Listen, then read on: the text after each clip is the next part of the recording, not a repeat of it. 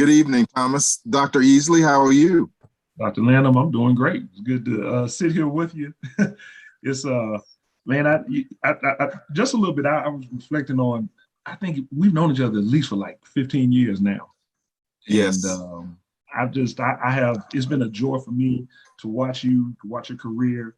I met you before I had my doctorate, so I got to look at up to you and look at you and still do. So it's an honor for me to be able to talk to you this evening and to be able to talk to you on this platform. So I also want to say thank you. So Well, thank you, Thomas. Yeah, 15 years. Time has passed quickly in some ways. In other ways, it seems like it's sort of dragged by, especially in the last couple of years. But I am just so honored to be here with you, Dr. Easley, and the paths that you have hacked out for those coming behind you and those coming behind us are important. So I'm just glad to be in this space virtually, even with you. So let's talk, man. hey, Dr. Lanham, here we go. I wanna start by just recognizing that when I first met you, it was when I was in the College of Natural Resources at NC State University. Mhm. And I know I've seen you speak, a number of times. Even also, helped to bring you came to NC State as well, and spoke there, and I remember that. And I noticed that you always had, to me, a keen understanding of the academic environment, and then with us both being, men from the South in particular, you had an understanding, I think, regionally, but then I think which goes countrywide and globally. And I want to ask you something. I'd like to ask you, could you talk to me some about your perspective on the landscape of being a scholar in in a natural resource discipline? Thomas, it is you know what? I'm gonna pick up a prop here Okay. because I think it's important. I think most people know what that is. But being at a land grant university in the South, Mhm. um, being at a land grant university that's still on the plantation of John C. Calhoun and Thomas Green Clemson. Mhm. I mean, it has an impact. I mean, no matter where you go in the South, whether the campus is a former plantation or not, there are these associations with land. Obviously, from a land grant, South Carolina, people don't usually recognize, has two land grant institutions, Clemson University and South Carolina State University.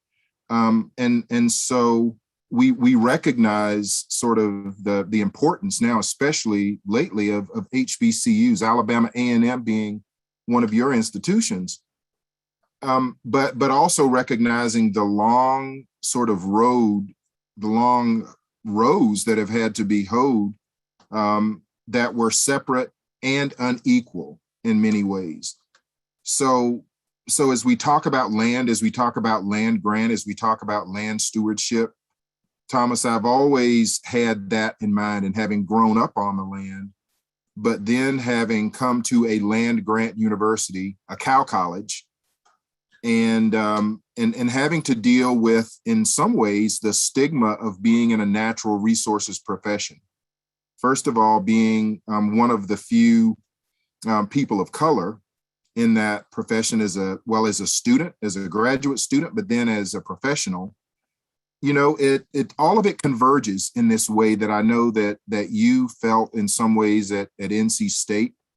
And so it surrounds us here in the South, maybe in a different way, in a different intensity, than perhaps it does in other places. I think it's present everywhere, right? But here with cotton, with rice, with clay, with all those things at play, and it being the epicenter of what so much of this country is, and maybe hopes to be. It's an opportunity as a scholar to dig into old and new ground. And so that's what's been both exciting, frustrating, at times. But I like to think, Thomas, that I'm carrying forward in sort of the best traditions of trying to prepare ground for a new crop. So I like how you captured that. But there's something, okay, everything you say, I'm listening. You mentioned being in South Carolina, but having 2 land grants, right? I'm from Alabama, two land grants, right? Auburn and Alabama A&M, South Carolina State, Clemson University, NC State, NCA, and State A&T State University. We have that dichotomy in the South, in particular, Florida.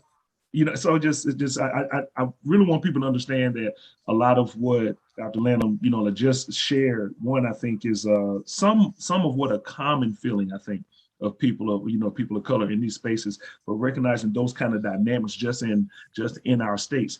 But there was another thing, that you said it was exciting and it was frustrating. And I like to, if you don't mind, if we could just kind of hang there just for a quick minute. Working in diversity, I definitely will tell people when they say, how has it been? I say, oh, I've had challenges and I've had victories. But those challenges have been, sometimes those challenges almost outweigh the victories. And what I like to just ask you is in throughout your career, could you maybe just just elaborate a little bit on the exciting part, but then the frustrating part, just where that kind of comes from? Yeah, it is bittersweet, right? I mean, it's just like that cotton that I just picked up. We know what it took historically for this country to become what it has become.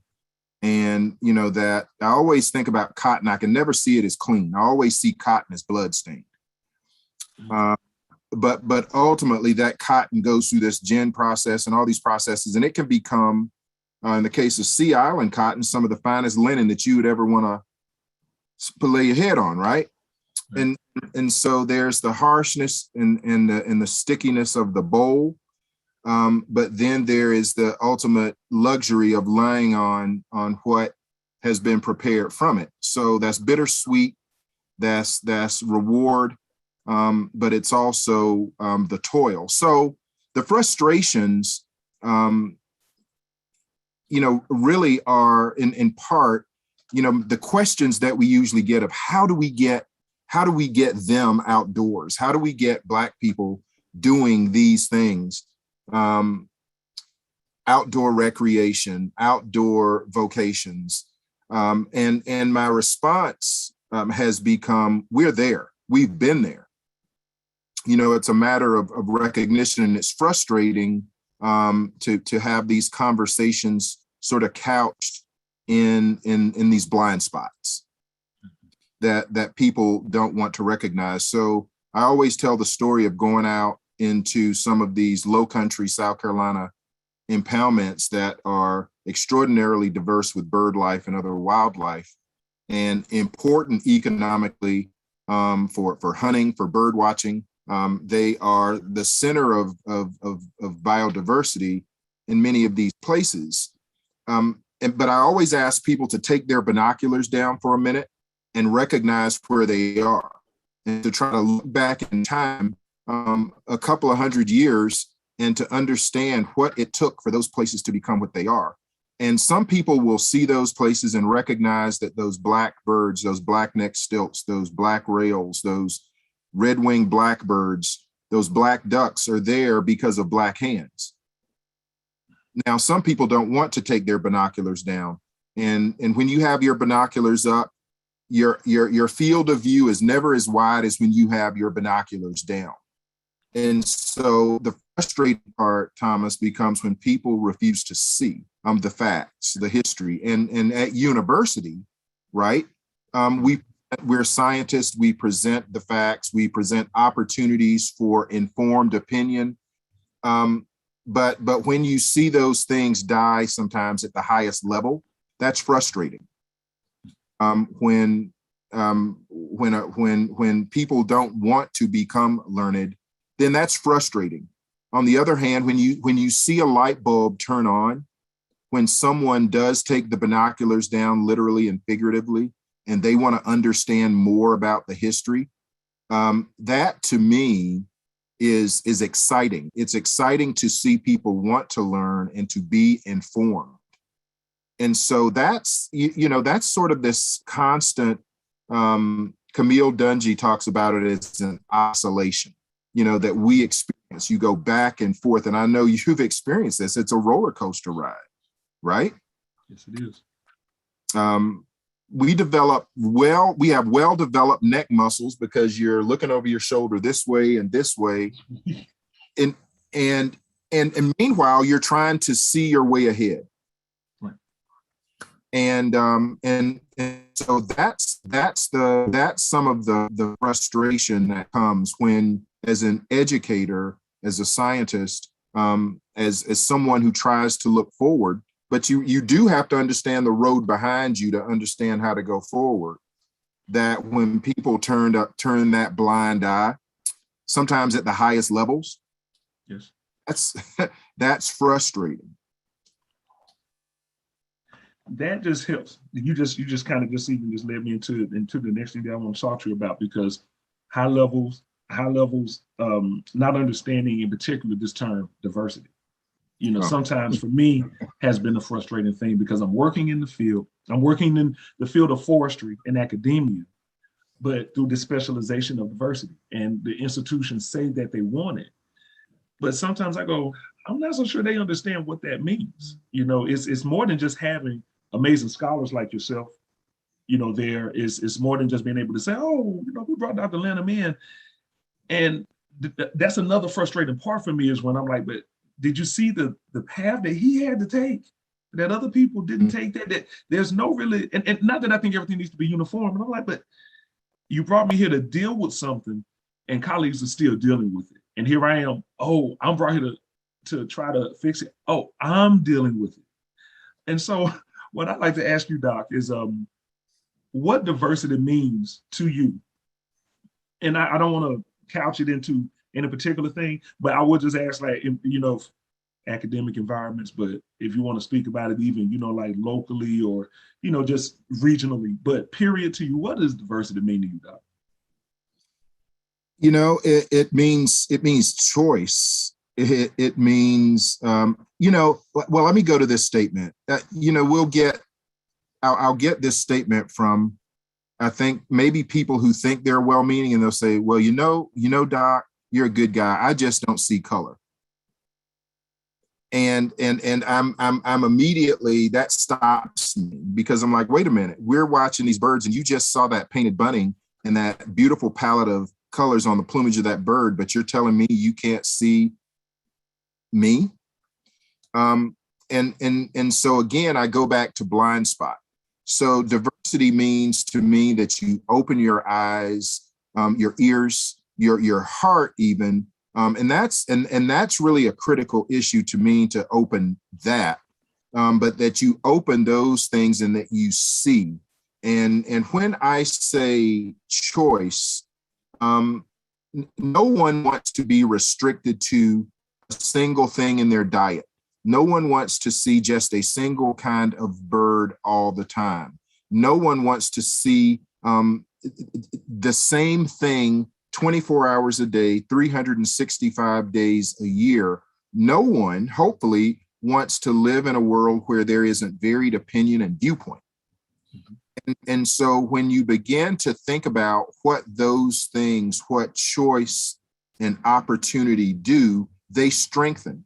There are very few systems that people can think of where those different opportunities, that diversity, that D word, and I almost hate to use that word. And I've come to the point where I talk about inclusion a lot, and I know that acronym, DEI, IDE, I call it sometimes DIE, because it's where ideas about what's supposed to be go to die. And people hear diversity and they shut down. So to me, it means that we are willing to open our eyes, our ears, our hearts, our minds to difference, And the obvious difference is that we can sometimes see lead us to make assumptions.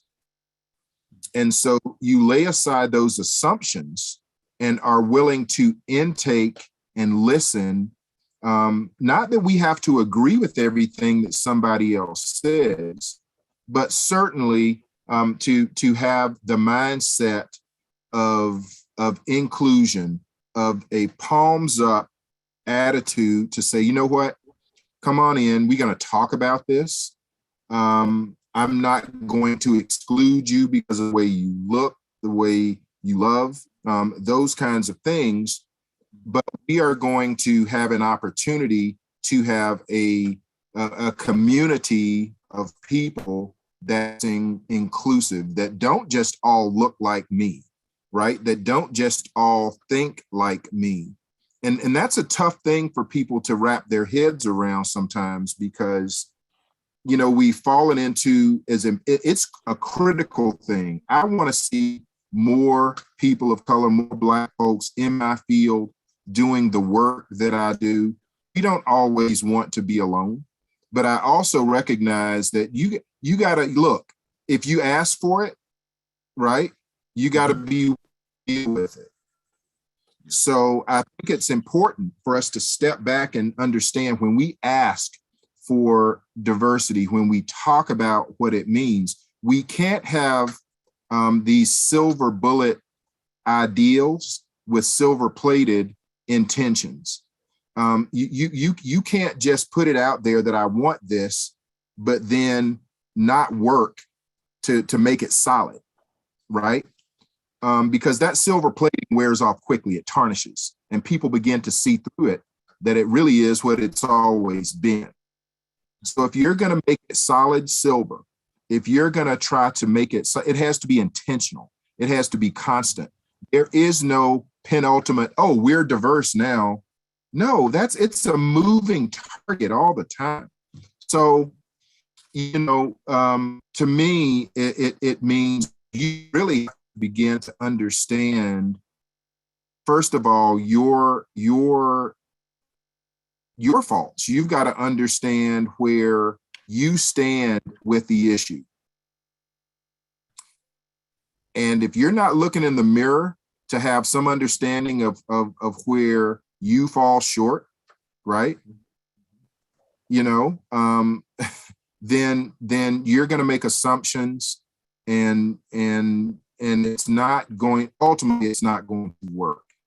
So it's constant work. You can't say, oh, we've got Dr. Easley in there now, we can stop. And that happens.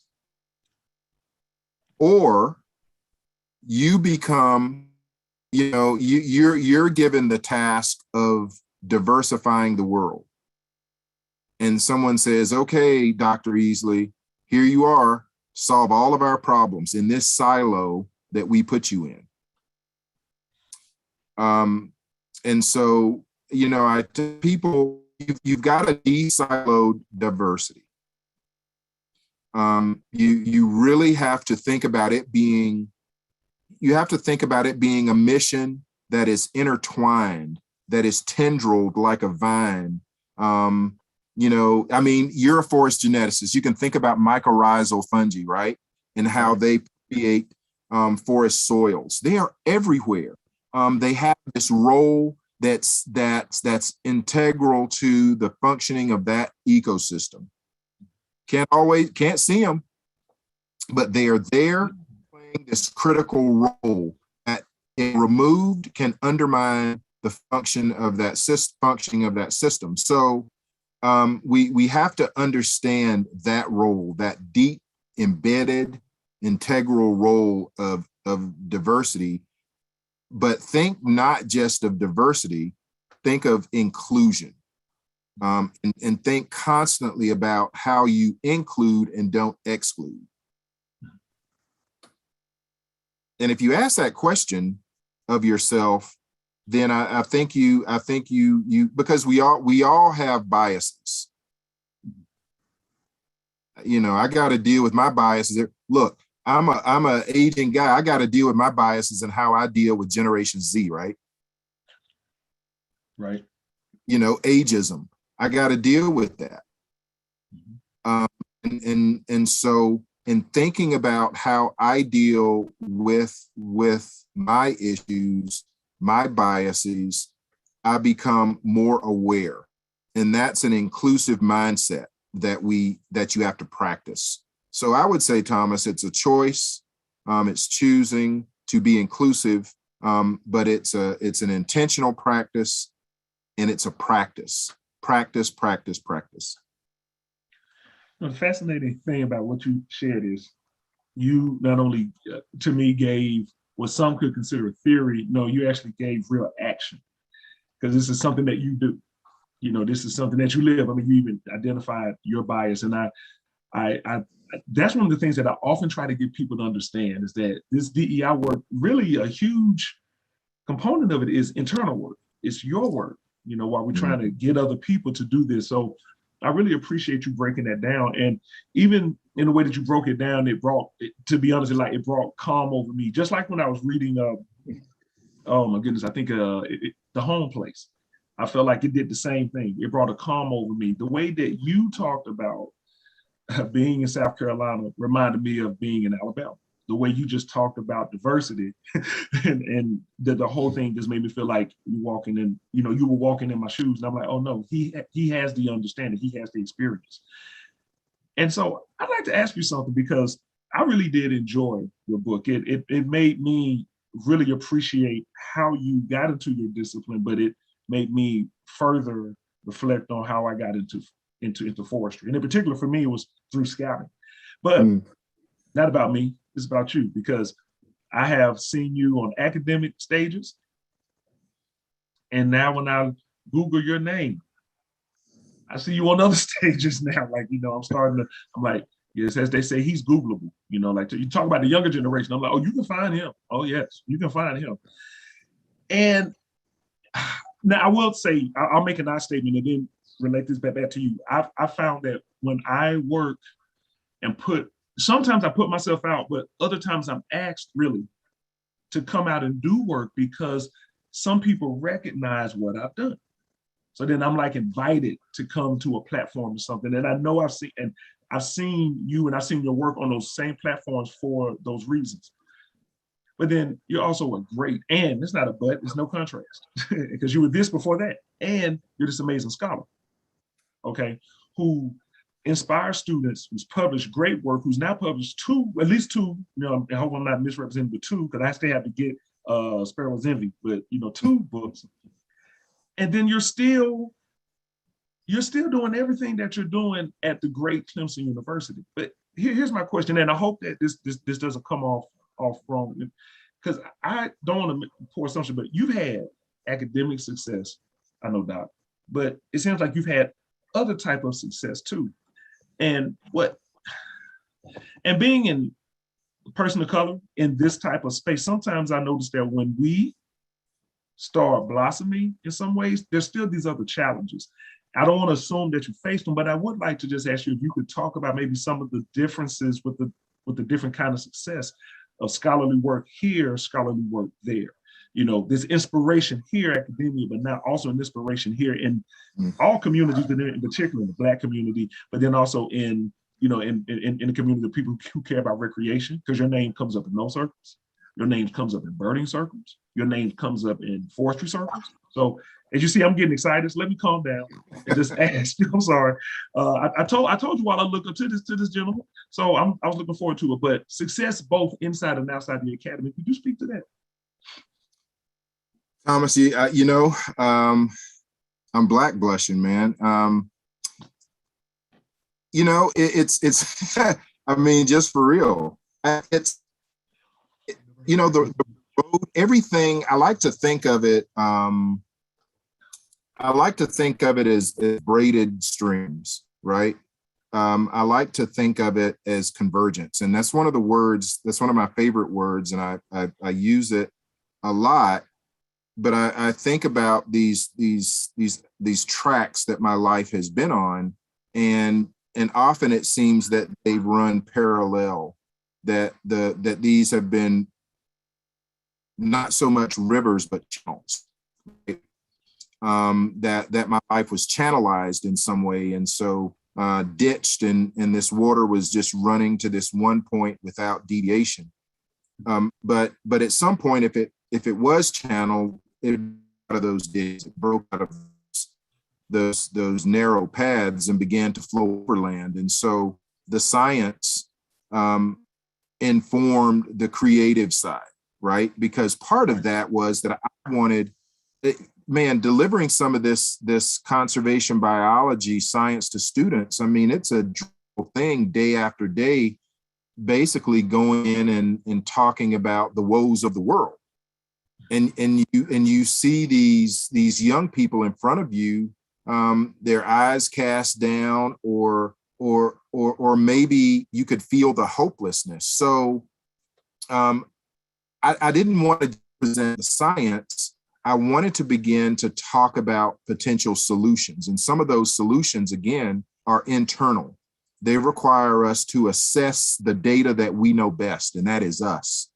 And so for all the data that we can collect on birds and beasts and the world at large, we have to go inside as professionals, as people who care about nurturing the earth and one another, to understand who we are. So the water jumped out of the science ditch, flowed over land, and got into this creative, but then the creative flows back into the science. But then all of that ultimately, I think, is in this, flows down to this delta of do.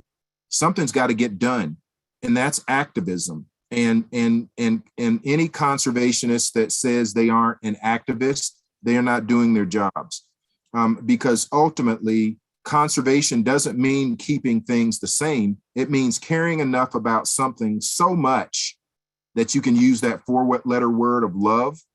And not only are you loving it enough to save it for yourself, but you're saving it in abundance, hopefully, for those who are coming after you, those people who you don't know. So, it's that old proverb of planting the tree whose shade you may never experience. So, the challenges are that when that water flows out, people want to control that flood. They want to put you back in the ditch, and they want to make sure you're flowing the way to nourish what they want nourished. And so, those issues of well, is Lanham still a scientist? He's jumped the ditch. Has he gone soft? What is he doing now? That kind of thing. You do spend a lot of time trying to convince people, yeah, you know what? I'm still a scientist. I communicate the science in a different way. And ultimately, I'm trying to move conservation forward.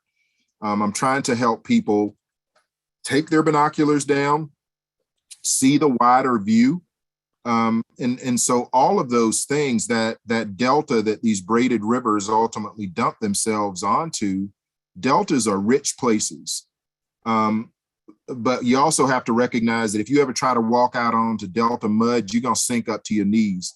And it's going to be so, you got to be careful how you navigate it. And it is, again, sort of a daily challenge. Again, it's exciting, it's frustrating time.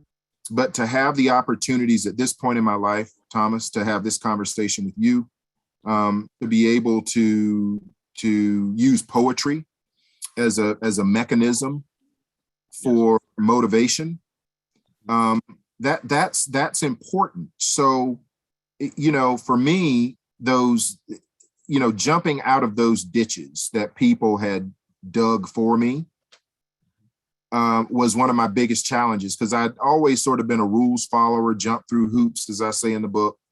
Mm-hmm. But to get out of those ditches that others, and that's what I call expectations. Expectations are ditches frequently dug by others that we find it hard to escape from. So, I had help, people who believed in me, people who encouraged me. And once you begin to see success, however you define it, and success for me as a writer is if one other person reads, right? If one other person reads what I have written, I've been successful in conveying hopefully some different idea. So yeah, braided rivers is how I see where I am. And they're all flowing to converge at this delta. That's a rich place, hopefully, where more can grow from the work, the science, and the creative aspect that's been done. But you know, rivers run into challenges. You know, they run into challenges. So I'm willing, and so far have been able to keep flowing, and that's what I want to do. Okay. Here's something that I really appreciate what you're doing. So you're a bridge. You connect concepts to real life. Like, I hope everyone is catching this, because to me, as I'm listening to you, I'm hearing the scientist that's also actually an artist, because you're taking what some may say is watershed hydrology, bringing it into life. I mean, literally, everyone, I wish you all are hearing this and seeing and paying attention to what Doc's doing. This is how you know he's a great professor. This is why he's a master professor, as he's been recognized. When you mention the binoculars and taking them down, okay, going from narrow to the wide view. Okay, as a birder myself now, I just got into it 2 years ago. You know, I can take this technique, but now I get what you're saying. In economics, you're taking me from micro to macro. You know, so here again, you're doing it again. But there was something that you mentioned earlier, and I want to kind of bring this, which will be my last question. But I've been loving talking to you. When you mentioned can't do silver bullet solution and with a silver plate, like to expect it and bring a silver plate to it. You have been able to navigate, I would say, torrential waters. You've been able to do that, you know, and you've been very successful. You don't look like it. I can admit that you don't look like, you know, the challenges that you've been through, or maybe you do. You make it look graceful. But I know it has not been easy. You've always represented the Academy wonderfully. You still do. And so as a person who still appreciates and respects the Academy, I'd like to ask you, who still looks to it and who still looks to you, could you tell me some about how to move inside the Academy? And, you know, there was a word that I want to give to you and ask you if you'll lean into it, if you don't mind. And that's transactional, like transactional nature. I'd just like to ask if you can do that. So, you know, my last question, and that's it. How to move inside the Academy, understanding the paths that you have to take. Wow, that's, you know, it's as a naturalist, as someone who is trained by behaviorists, animal behaviorists. I have to give shout outs to Dr. Sid Gotro and Dr. Patty Gawadi. Watching, right? You watch, first of all, you watch how others succeed. But you also watch and pay attention to how you've been treated. So I think about those people I had. Some would call them mentors. I call them guideposts, you know, pathfinders, people who treated you well, who treated you with respect and help you advance. And you become in that way sort of like a, you know, a little bit like a mockingbird, and you pick up what they have done and you repeat it, right? And that's how legacy gets passed. But you also recognize bad treatment and you watch bad behavior. And you know, and that's a critical thing, to not just replicate the good, but make sure that you don't replicate the bad. You know, you don't haze those coming behind you because you were hazed. And in that sort of way, watching within the Academy how people move. You know, when I was back in the day, I was able to play small ball. I had some large grants, but I was able to leverage. I always think about part of the engineer, I suppose, is left in me is leverage. How do I take see something that's heavier than I could ever lift by myself? How do I move that from point A to point B? And you got to think about your lever arm. You got to think about what the fulcrum is, and you've got to think about how you move that thing. So that fulcrum sometimes is teamwork. It's sometimes an associate who can work with you. Sometimes It's somebody that can help you understand how you multiply in-kind support, for example, in a grant. It is sometimes it's just watching relationships. And so being a keen observer, it amazes me how many academics do not watch what goes on around them because they won't take their binoculars down. And you say, wait a minute, did you just see what happened? And they didn't see it. Then that means they're going to step into the same hole because their binoculars up. And we've seen this out birding, right? We've seen people who insist on walking around and keeping their heads up. And the next thing you know, they've stepped in something. And so keeping your eyes open, and that sounds nebulous and it sounds really sort of far off, but teaching people to observe, teaching them to understand, and again, go internal and ask yourself, what's my niche? What am I trying to be in this department? And if I see myself in this department and in this institution, who do I become? Who do I seek to be? And if I don't want to be at this institution, what's my leverage to get out of here, to move to the next place? How do I leverage who I am into who I want to be? So understanding that advantage, all right? Because essentially who you are, you're the lever arm, all right? The fulcrum, right, are those things that can help you. A lot of people think, no, I'm that person pushing the lever arm. No, you better see yourself as the lever arm, right? Because they can always get somebody else to push it. You better think of yourself as the lever arm. And so in doing that, you got to push back off of ego.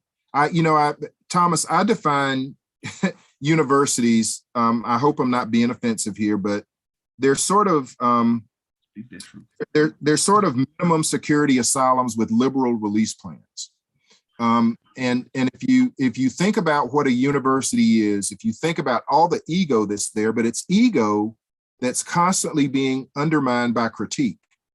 Let's think about that setup. Okay, listen. It's a caste system of ego that's undermined by critique, and so you've got to navigate that constantly. And so understanding your place, understanding when to stand firm, when to drop back and watch, when to advance, step to the side. It's a rhythm to it. It's a rhythm to it. So, when I have the chance to talk to younger faculty, I try to help them understand the rhythm. And I try to help them understand that it is a process of watching, of observing, of taking what you've learned from the past and how you've been treated and advancing that forward so that your students they become your peers and not your adversaries. So that's a little bit of it. It's complex, but it's also simple. Let you tell it, Dr. Lanham. Wait a minute, I just have just that one last piece because you really, man, it is like listening to a powerful sermon, the best lecture, the best speech, the best conversation, listening to you. That transactional nature, because that was one of the things that I know that I've learned from you, is, how do you see that? Or let me ask you this, can you maybe put the realistic spin where some may want to put the negative spin or maybe just the positive spin? I just want to please, if you could teach them that, and then we'll turn the questions over.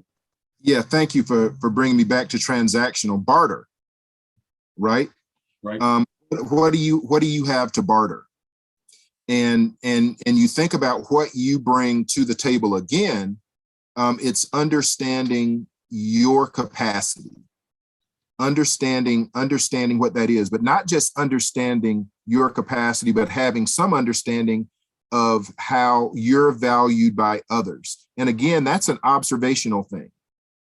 When do people come to you? Do they just come to you when they see you being successful, right? And they know that you have something that they want? Or have they sort of been there all along, helping you, again, as we talk about, sort of preparing the way? Have they been sort of shoulder to shoulder so that when it comes time to barter, you can do that on a basis that you help one another advance? That's what a peer is, Yes. right? You recognize and look, the gazelle and the lion, that's a transactional relationship. Now, you better recognize, but the gazelle and the gazelle, that's also a transactional relationship. One looks out for the other. They're in sort of in that same species way that species that intra-species relationships work. But you got to recognize the difference between peer and predator. And the academy is full of predators. And so those predators who will come to you and may at first appear to be helpful, you have to, that there's this that you're having to do. If you find yourself in that mode, take your binoculars down for a second and say, wait a minute, why is my neck sore? Why am I always looking behind my back? Is that a peer or is that a predator?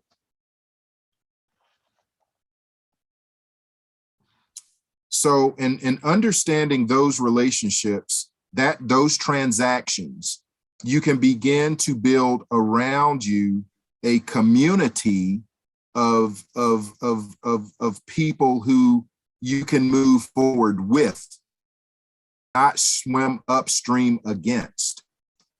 So that's again, it's transactional. Peer or predator, if we want to go the ichthyological route, you can swim upstream against the current. And look, salmon do it. But a salmon's got to do that, right? And ultimately that salmon's got to get up that stream, that natal stream, to reproduce. But that salmon's not coming back down that stream alive. Its progeny may.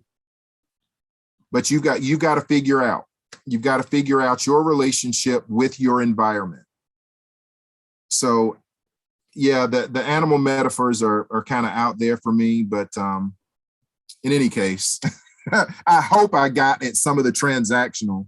But it's all, to me, when I see people, Thomas, I can see people who are moving in rhythm, and early I can say, oh, they're going to make it. They're going to make it. Uh-huh.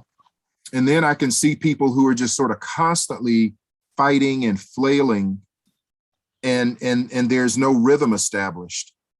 And I know that things might not go well for them. So, but I've been in this for almost 30 years. So it's something you learn. Wow. I have to clap myself because I sat here and enjoyed this, but I've learned, okay, I'm serious. And we have a couple of questions, but I want to read what someone actually wrote about you. Because I agree with this individual. Drew is poetry in motion, and his inner truth and love of wildness is his muse. Always moved to be better when I listen to him. No question, just gratitude, okay? So just want to go ahead and put that out there, all right? So we got a couple of questions here, Doc, that I want to go. I have three, so I'm gonna see if I can get them to you. So here's the first one. Building off your point about activism, love, and conservation, how do we build a burning and, in parentheses, academic community that sees love and communal accountability as a strength? Well, I don't think you can conserve without caring.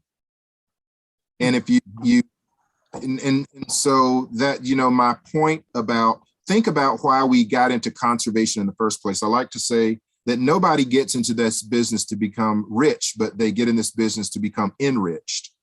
And so in that sense, how you fell in love with nature was the flash of black and red that became a scarlet tanager once you began to know the birds. It was the love of jumping a puddle until one day you stopped at the puddle and recognized that there were commas in there that slowed you down, and those commas were tadpoles. And you were collecting data at that point, and you were caring about them. So that care and love for nature at that point is what has to carry us forward. I think we've objectified care and love out of conservation. And I'm not saying that love has to be in your next journal article. But then again, it needs to be a motivation for why you even did it.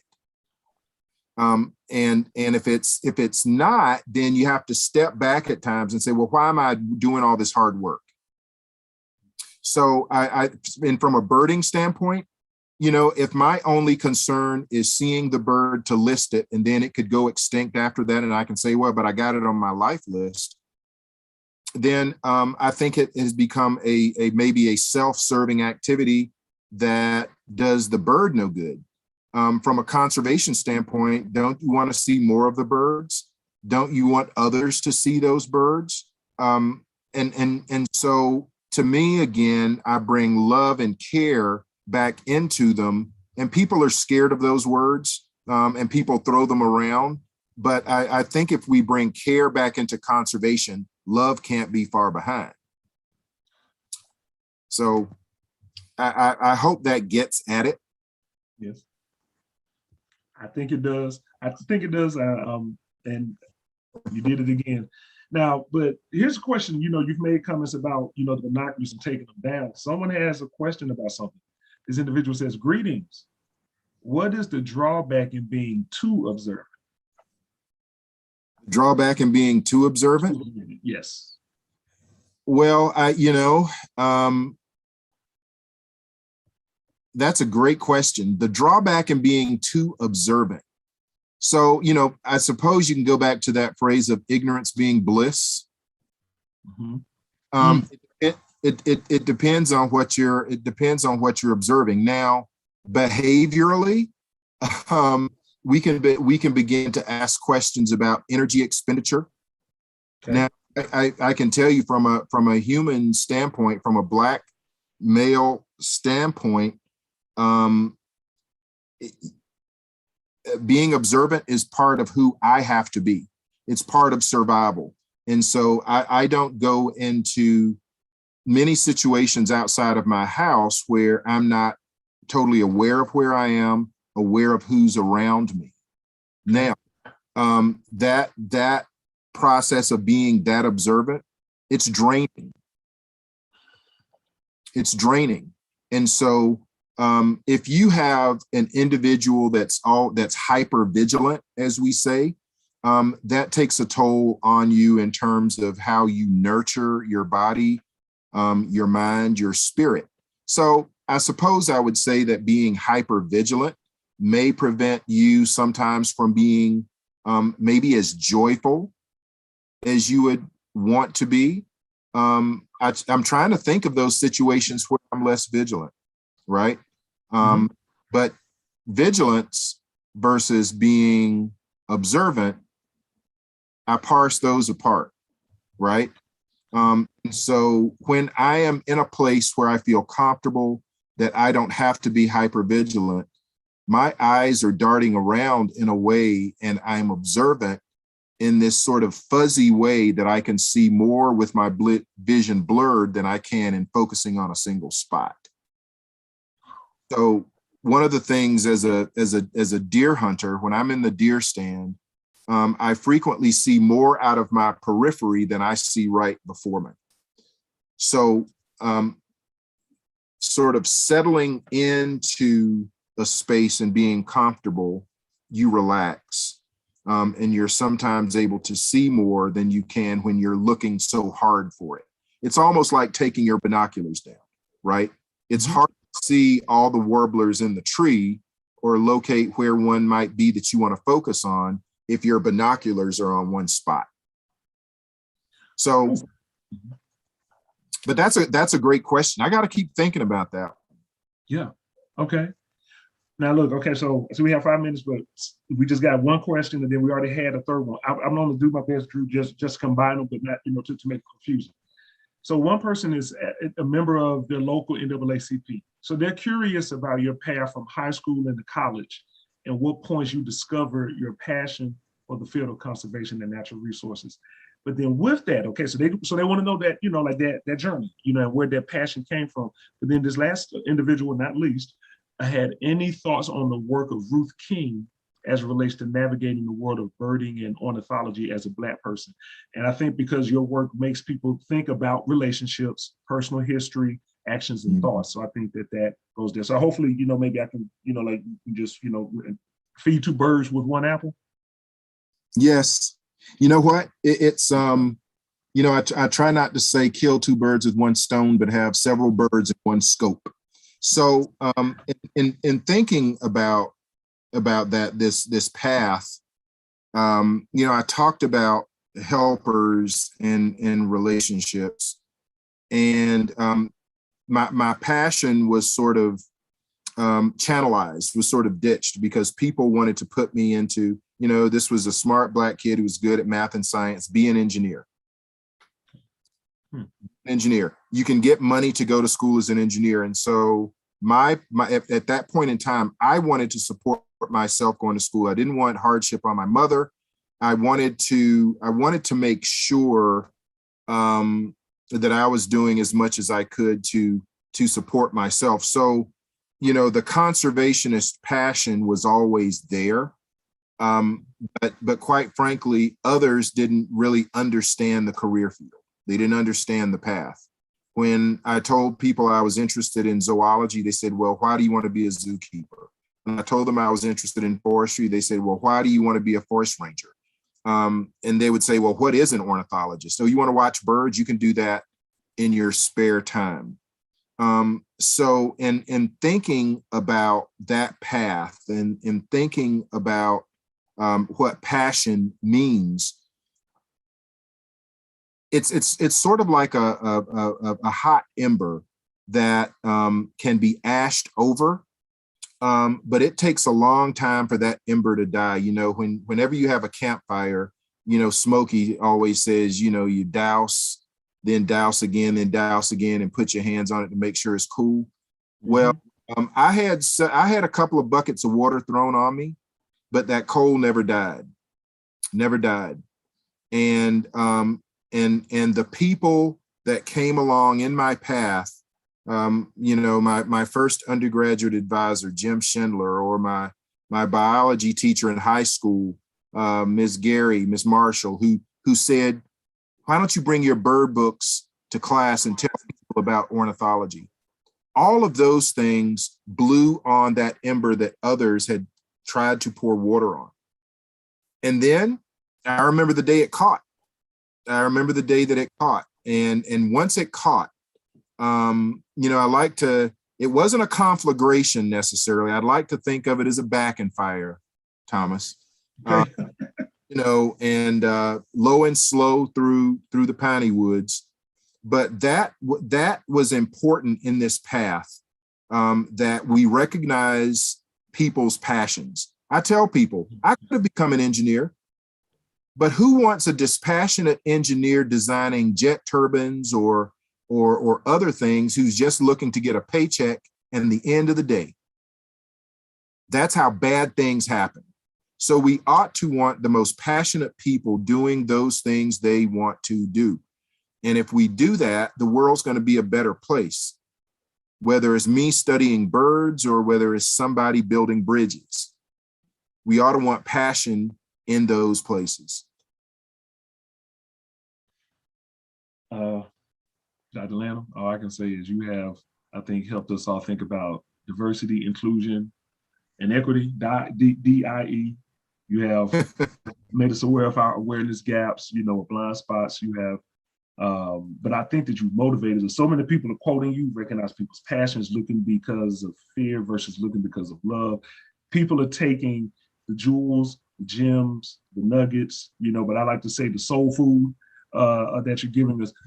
And everyone, his soul food is scholarly all at the same time. So I also want to thank you for you giving us the scholarship. And just, we're at time. Is there just any one last comment that you'd like to make before we turn it back over?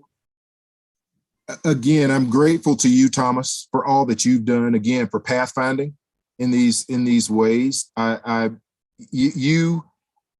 You have done things in ways as an artist, as a scholar, as someone who has been in a place to literally open doors for others, that I am grateful for. So I'm grateful to you for having this conversation with me, for always being in touch. We may not have talked all that often, but you know what? We're always in contact, and I appreciate you for that. And I'm thankful to the Peabody Museum and everybody at Yale for bringing us into this space to do this. And I look forward to more conversations and birding with you at some point. Yes. Oh yeah, I'm coming down to South Carolina. You told me about that, so I'm coming. And I'll bring my binoculars. And I have questions now because I love to feed and observe. So I have questions now. I can ask you like good questions. All right. Well,